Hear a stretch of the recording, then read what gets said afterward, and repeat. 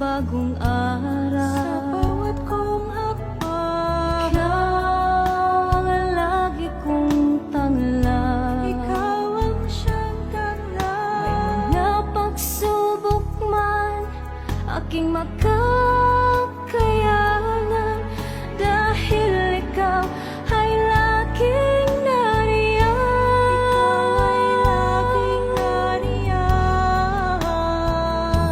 Salamat po,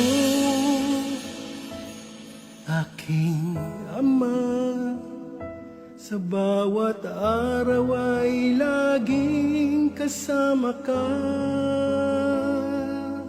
Sa tag-ulan at tag-araw, sa hirap at ginhawa, Aking Ama, laging nariyan ka.